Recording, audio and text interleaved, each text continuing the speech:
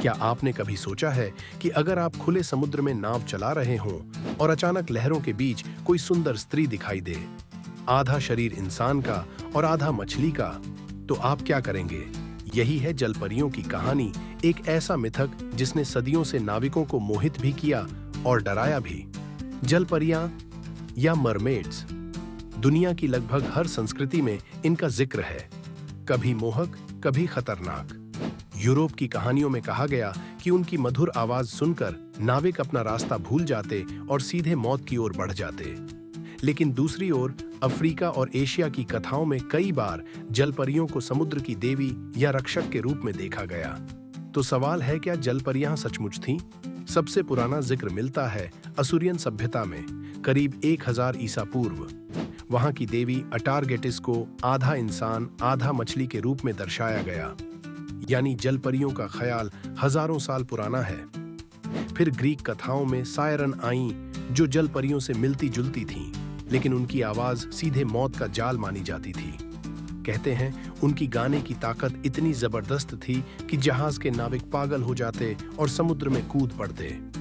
मध्य युगीन Europe में भी नाविकों ने बार बार जलपरियों को देखने का दावा किया।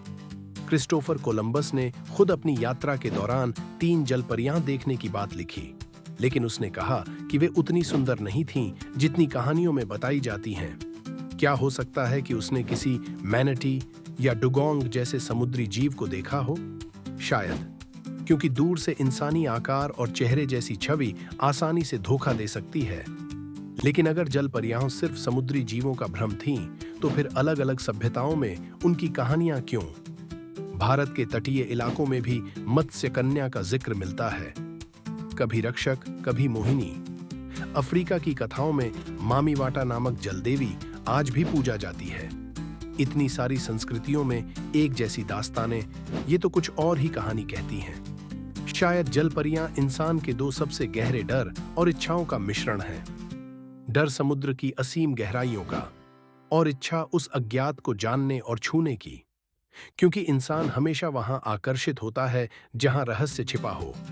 लेकिन दिलचस्प ये भी है कि जलपरियों को सिर्फ खतरनाक नहीं दिखाया गया। कई कहानियां कहती हैं कि वो प्रेम करती थीं इंसानों से। लिटिल मरमेड जैसी कहानियां हमें दिखाती हैं कि जलपरियां सिर्फ मौत का जाल नहीं, बल्कि दिल रखने वाली प्राणी भी हो सकती हैं। तो क्या हम उन्हें डर की नजर से देखें या मोहब्बत की? आज विज्ञान कहता है कि जलपरियों जैसा कोई जीव नहीं है, लेकिन समुद्र की 80% से ज्यादा गहराई अब भी इंसानों के लिए अनजानी है। तो क्या हो सकता है कि वहां कुछ ऐसा हो जिसे हमने अभी तक देखा ही ना हो? शायद। अब सोचिए, अगर कल किसी कैमरे में सचमुच जलपरी की तस्वीर आ जाए तो क्या होगा? दुनिया उसे चमत्कार मानेगी या डर? शायद दोनों। तो अगली बार जब आप किसी फिल्म या किताब में जलपरी देखें, याद रखिए, वो सिर्फ कल्पना भी हो सकती है और दबा हुआ सच भी। क्योंकि इंसानी कहानियां अक्सर किसी न किसी हकीकत की जड़ से ही जन्म लेती हैं।